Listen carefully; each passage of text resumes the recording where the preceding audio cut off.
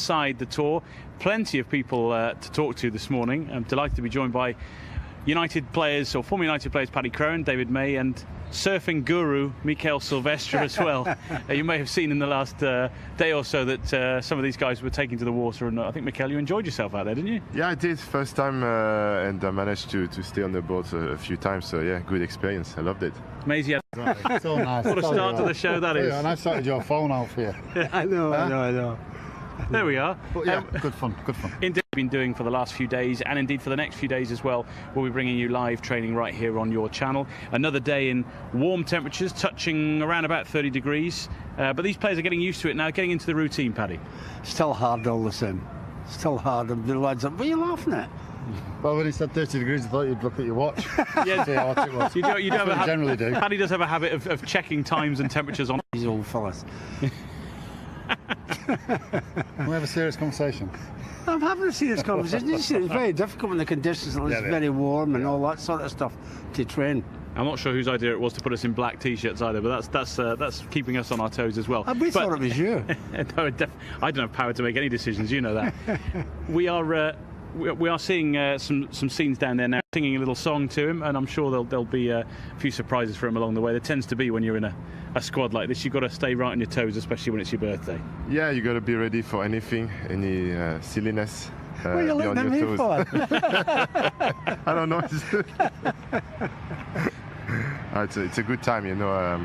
It's a tough time pre-season because you've got to work hard, and in condition like this, it's testing your body and your mental stress as well. But you've got occasion like birthdays, like new players coming in, having to sing in front of everybody. Yeah. It's good for the atmosphere, I think. And we think of ages. We've talked a lot about the youth in this Manchester United squad at the moment. We're going to see the players training very shortly, including the likes of Scott McTominay and Demi Mitchell, youngsters as well. We think about those kind of guys, 20, 21, you know, Marcus Rashford 19. I mean, it's wonderful to have that youth, that energy, and that potential for the future as well as ability for the present, Maisie.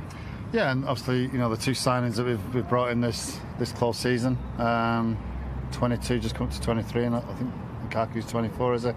So perfect ages to build a team, a young team, young, good, fit players who are going to be here for the next, well, at least 7 or 8, 10 years, and you know, it's great for the future. Yeah, indeed. Now you guys have all played under managers who were very detailed in their preparations, meticulous with the way that they set things up and went about things. It's worth pointing out at this point, obviously it's just gone 10 o'clock here. I can look at my watch when I say that. Just gone 10 o'clock here in Los Angeles. The manager, Jose Mourinho, his staff as well, get here at about 7 o'clock in the morning to put out all the various cones and various bits and pieces for the drills. Quite detailed out there. We're going to obviously see a portion of training, the first sort of section of training, and then various other bits and pieces will be done afterwards, obviously, as they start to prepare for the matches. But there's a lot of work that goes in behind the scenes for these kind of training sessions, isn't there? Yeah, because you have to deal with a big group of players. It's 25, so the goalkeepers with the start, they work on their own. So you have 22 field players to entertain, and you divide them into groups at the beginning of the session, and then you end up doing 11v11 on a small-sided pitch. In order to get ready for the game. So yeah, it takes a lot of thinking and organizing previous the training, so make sure that it's running smoothly for an hour and a half, because an hour and a half is maximum time you should have in pre-season, because you're going to be back in the afternoon training again.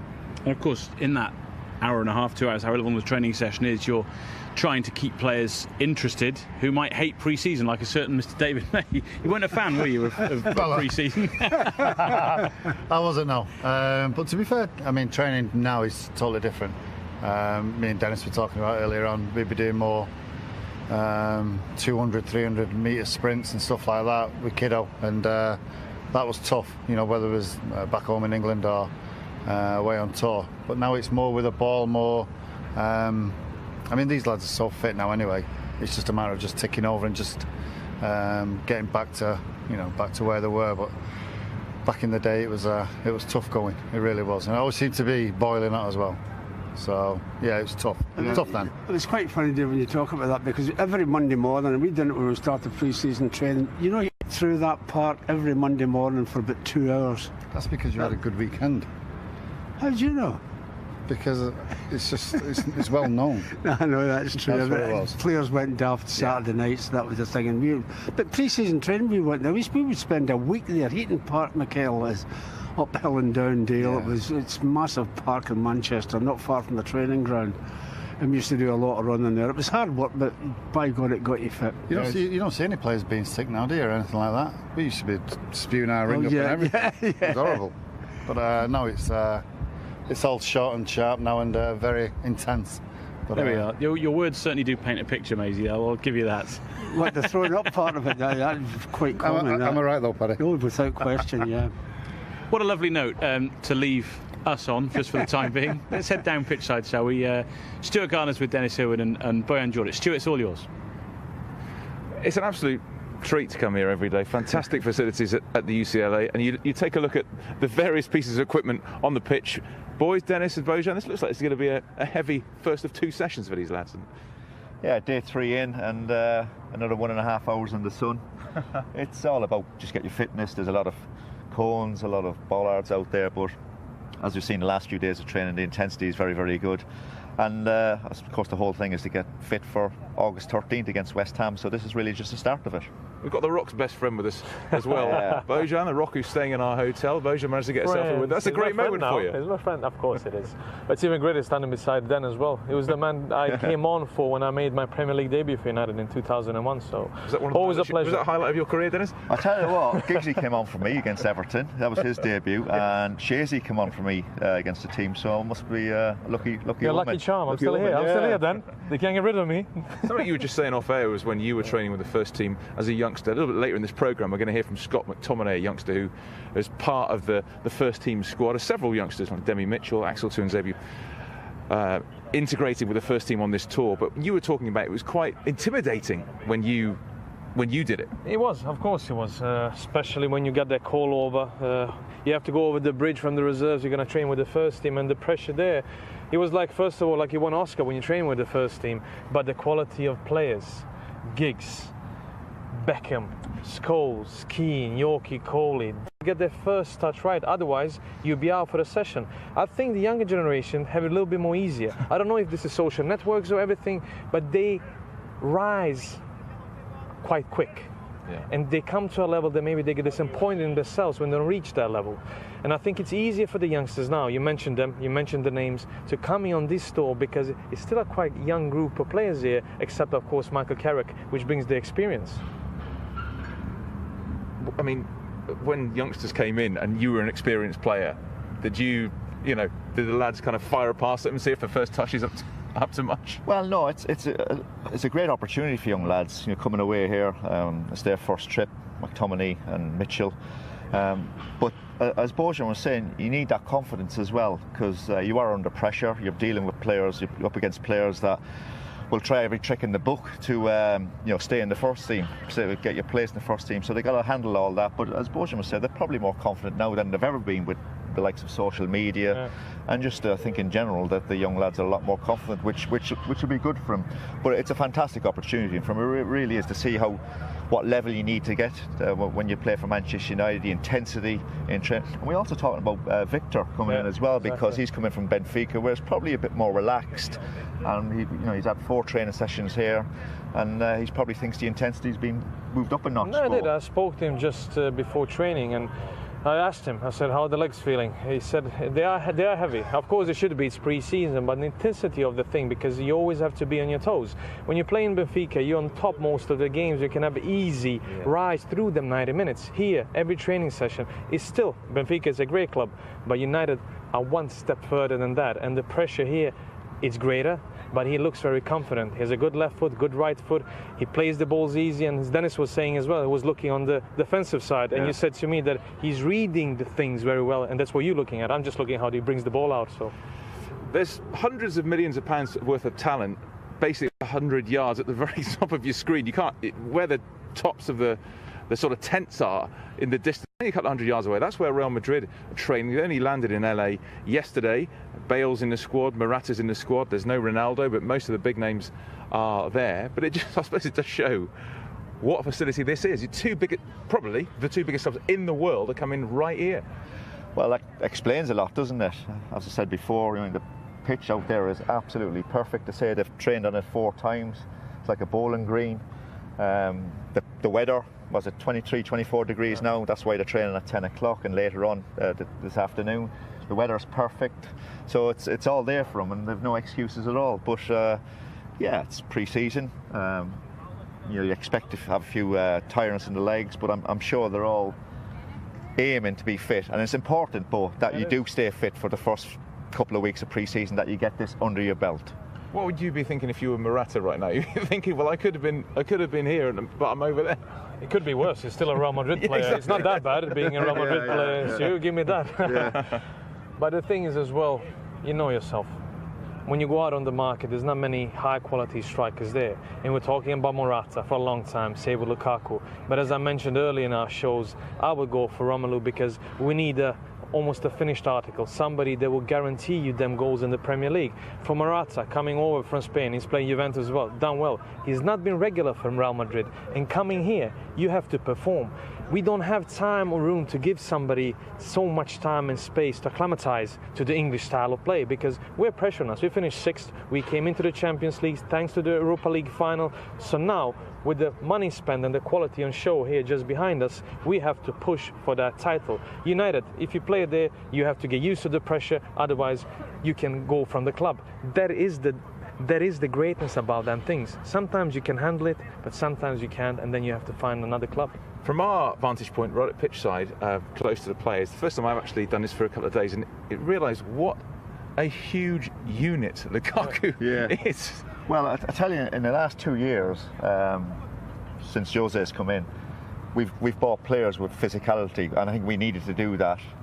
Obviously, Ibra was huge. Pogba is well over 6 foot. Bailly last year over 6 foot, and the 2 boys we brought in this year, Victor and Lindelof, he's 6'2", 6'3", and of course Lukaku, who's very, very strong physically. Is still some. I know it's technically getting better, but I still think physicality, you need that little bit in your team, and certainly I think the last couple of seasons we've done that, and I think we've needed to do it as well. And pace as well. He's brought in players with pace. Exactly the point I was going to make. It's being massive is one thing, but being massive and extremely quick. I mean, Zlatan, brilliant for United, but has never been quick. But it's a different thing. You're playing a different type of style of football, and I've watched these trainings here, even if it's only been like 4 sessions, but you can see what he offers you. He's always an outlet, and every time Paul gets the ball, even if it's a key ball session or they have to run the ball over the line to score a goal, he gives them that option. And for a centre midfielder to always have somebody that's going actually deep or go down to that channel, it reveals so much pressure on you, and it gives you an option, and then you can play into feet. Mkhitaryan can come into that hole. So for me, it's been a great signing, and with better players, he's going to improve. Then I mean the first touch, the layoffs, because this is a different standard. West Brom, Everton, all respect to them, but Manchester United is another step. Did I say Manchester United like American now? Then did I? No, I've been 2 days in LA. I'm talking Manchester United. It's 28 players are here. Some are obviously recovering from injuries, but still, you read the social media, the newspapers. It's all about who else is going to come in. We've seen all the whole list of names, but you look at this squad. And do you still think? I mean, he signed 4 last year. Yeah. 4 top quality players. He signed 2 top quality players this year. Do you think he's looking for another 2? So it's like 4 last year and 4 this year. Well, I think he'll be certainly looking for another 1. 4 fantastic signings last year. I got to say that all improved the team enormously. 2 great signings already this season, and I think everybody's in the mindset that maybe another couple are coming in. That'll bloat the squad quite a lot. Yeah. I've no doubt if another 2 come in, you'll probably see 2 or 3 go out. I think it's only natural, because you can't have. It's great to have a big squad, but you can't have too many, because there'll be 3, 4, 5 players that won't play any football at all. So if a couple do come in and set up against each other, first 2 games against LA Galaxy on Saturday and Real Salt Lake on the Monday or Tuesday. Yeah, Monday. So the 2 quick games in succession. I think he'll use all the players on his disposal. And maybe after that, you might see when we start playing the Man Cities, the Real Madrids, and Barcelona, you might see 1 or 2 groupings in centre halves together. So you might get a better idea of his maybe starting 11 as the season goes on. Well, I was wondering about that. When we get to the games, which we're looking forward to, you're going to see them all on MUTV, will the lineups give us clues as to what the lineup's going to be on the first game of the season, or will it be he's just giving everyone a game? I think for me the most important part is to find that centre-back pairing, because we brought Victor in. I think he'll be a great addition alongside Eric Bailly. Gives you youth and he gives you that core through the middle. You have De Gea in goal, them two with Pogba in the centre and Lukaku up front. They are youngsters, but with quality, and that would improve the team. I think for the group, it's important that everybody get the minutes to keep the harmony in the group as well, because when you come on a pre-season tour, you still want to be part of it. And I think everybody will get the minutes, like Dan was saying, the first 2 games before we get closer to Washington. And then we have Norway and Dublin, of course, the 8th of August, the Super Cup in Skopje. Yeah, definitely. I think, I mean, you look at the squad there, there's 5, 6, 7 centre halves, and all have done particularly well last season as well. When they've played, unfortunately, injuries curtailed them. You know, whether it was Phil Jones, who had a great run in the middle of the season, Chris Smalling, but at some point there was a lot of injuries, so you had a lot of different partnerships. And I would think the manager, as most managers, really like a centre half partnership that you know you can build from pre-season, and certainly bringing Lindelof in will add more competition. And we know how good Eric Bailly was for us last year, so everybody be looking at thinking they might be the two. But I'm sure Phil Jones, Chris Smalling, Daley Blind, Rocco as well. Rocco when he comes back, Tunsabi, I'm sure they'll have things to say as well. So, but you'll get a lot more indication probably after the first 2 games. I think he'll play every player in the first 2 games. If we think it might be, and it's obviously Bailly and Lindelof as the sort of preferred partnership, can you see that meshing well? I mean, you know Lindelof better than we all do, obviously. No, I do. I'm not talking highly of him just because he's Swedish, and I love Swedish players like I did with Zlatan as well. I just think he has quality. The problem is sometimes in England, you only look inside your borders. You're good at English football, and then when you go abroad, Spain, Italy, Portugal, you lose track of some players. He's good with his left foot, he's good with his right foot, he's quite quick, and he's confident on the ball. The Iceman. The Iceman, but when you come from Sweden to Portugal, you get an education, the right education in a big club. There's a pressure on themselves. They have to win the league every year, and they have Porto and Sporting Lisbon as well. He did really well in Champions League. Easier for him. It's a natural step because he will give you an option with Bailly. Strength, pace on Bailly, going hard on the tackles, and Victor can actually beat that link with nice passes into the midfield or break the lines, dropping them into Romelu. Yeah, it'll be interesting to see. I mentioned earlier some youngsters being given an opportunity to join in with the first team squad on this tour. One of them is Scott McTominay, the midfielder, who made the break into the sort of first team squad right at the end of last season, just before training started on the athletics track here at the Drake Stadium. I had a quick chat with him. Scott, first of all, your first team pre-season tour. What's the experience been like so far? Yeah, obviously it's an amazing experience for me coming away with the first team on my first team tour, coming to LA, and it's just a big experience for me, and you've got to take every moment as you've got to grasp the opportunity and take everything in, and what the players do, resting, how they prepare for games, and it's just really good to be around the squad, and hopefully I can show everybody, and including the manager, what I'm capable of, and hopefully push on from there. Has there been one thing that you've learned so far in the first couple of days, the differences between a step above, and you just have to be, especially my position, checking your shoulder all the time, making sure that you're aware of everything that goes on, and all that stands you in good stead for whatever games I'm going to play this season. And it's just a really good experience being out here with the heat, managing your rest, managing how you perform out on the pitch, and yeah, it's only good things. Yeah.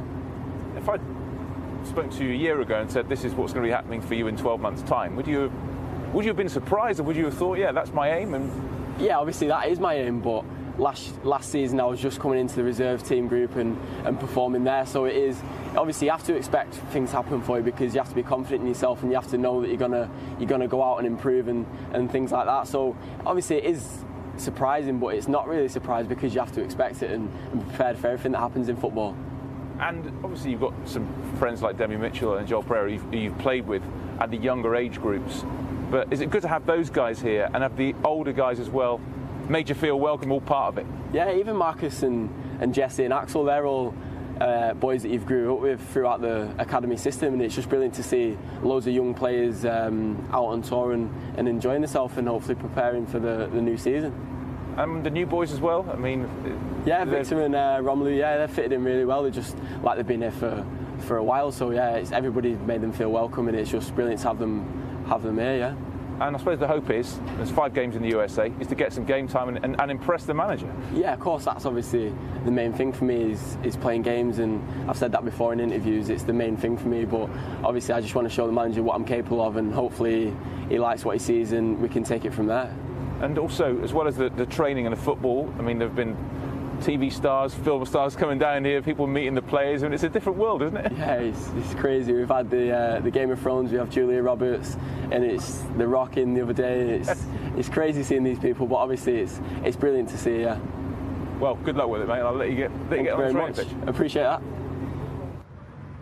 Great to hear from Scott McTominay. Thank you to Scott for talking to us. Thank you to Stuart Den and Bo for the last few minutes as well, live here on MUTV as we watch training with Manchester United on Tour 2017, presented by Aon. Maisie, Paddy and Mikel here with me, of course, again. And guys, just hearing from Scott there, I mean, it's a great opportunity, isn't it, for a young lad who a couple of years ago was 5'6". He's now 6'2", and he's somebody who, in the middle of the pitch, there's an opportunity there for somebody who sort of combines the ability, obviously, and the height. We've seen the presence of Marouane Fellaini in the last sort of 18 months, 2 years or so, and the opportunities he's had. You know, Scott could get a shout perhaps in there. Well, I'm sure he will do. He's a good player.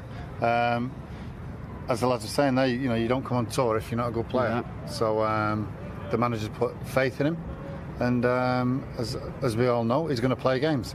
He can play in that midfield role. He can, as you see now, he's a big unit now.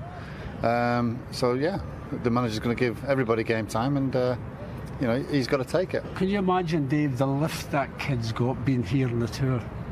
What a lift for his confidence. Oh, of course it is. But it just goes to show that the manager.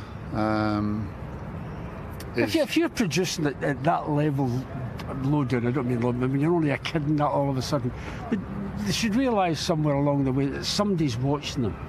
Somebody's watching them and reporting back to the manager, and possibly the manager could be watching. Of course, yeah. Down at the training ground, and you never know. But it's as you say, though, the confidence he'll get from that. Oh, it's fantastic. It's a nudge for all the reserve players, isn't it, to say the manager's watching. This is what can happen if you perform well. And he's in an environment now with the first teamers who obviously are in demand for signatures, for photos, for all the like as they come out on this pre-season tour, because there were a lot of people here, a lot of people lining up as we walked in this morning to sort of get a glimpse of the guys, get a glimpse of you guys as well. Well, it was on last night. Julia Roberts was down on the pitch as well, so that's not bad for the lads. Nobody told us, did they? Nobody told us, no. we couldn't get anywhere near it, but as you say, Stel, you just look around. There's so many people who just want to get a glimpse of the heroes down there, and come kick-off time it's on how Saturday. Big football's become worldwide. It's just Manchester United is a global brand. It's the biggest club in the world. Crazy. And to see all the fans lining up just to get a little glimpse of the lads is fantastic. And it's great that the lads, sign pictures, have photographs with them. It's great. And hopefully you've enjoyed what you've been seeing so far on MUTV during the course of this tour. As in previous tours, we bring you a lot of live training, which we've done over the last few days. We'll continue that with the rest of this week. And then, of course, the matches start. That's when it will really start to get interesting to see combinations on the pitch, the likes of Pogba and Lukaku working together.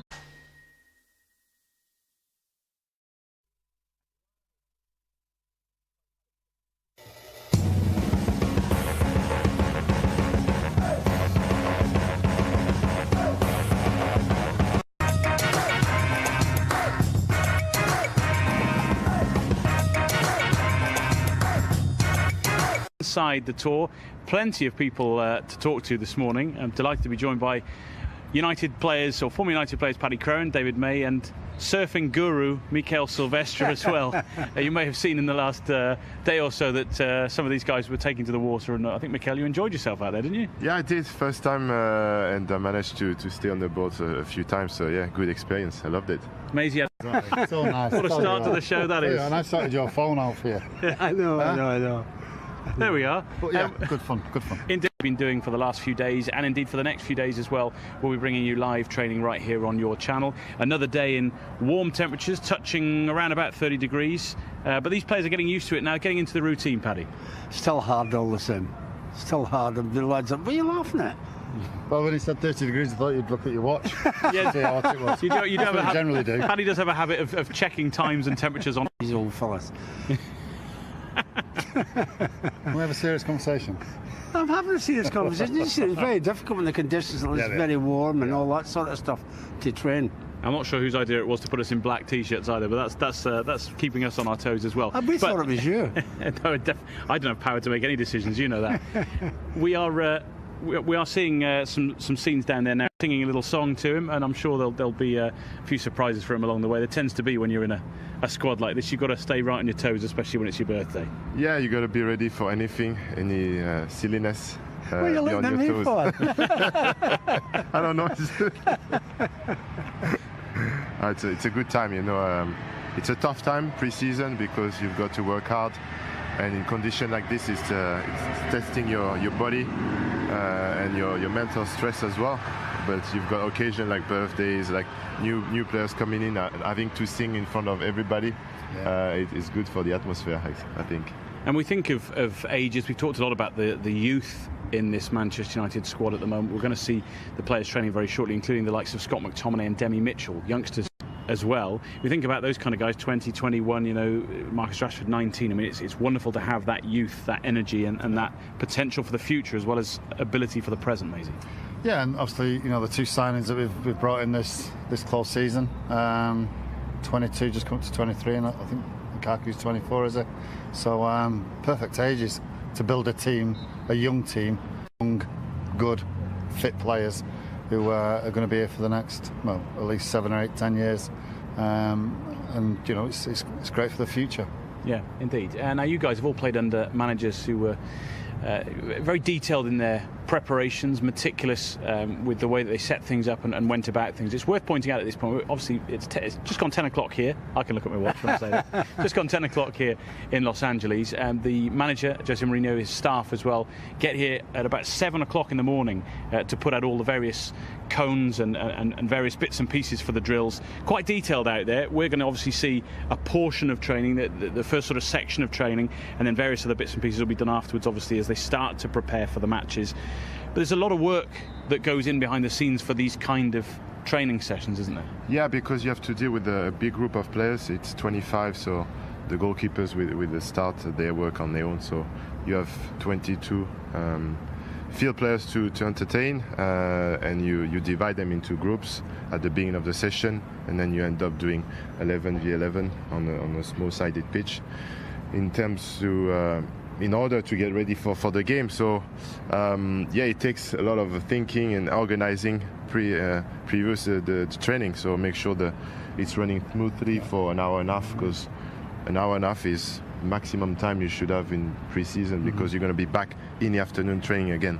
And of course, in that hour and a half, 2 hours, however long the training session is, you're trying to keep players interested who might hate pre-season, like a certain Mr. David May. You weren't a fan, were you, of pre-season? I wasn't, no. But to be fair, I mean, training now is totally different. Me and Dennis were talking about earlier on.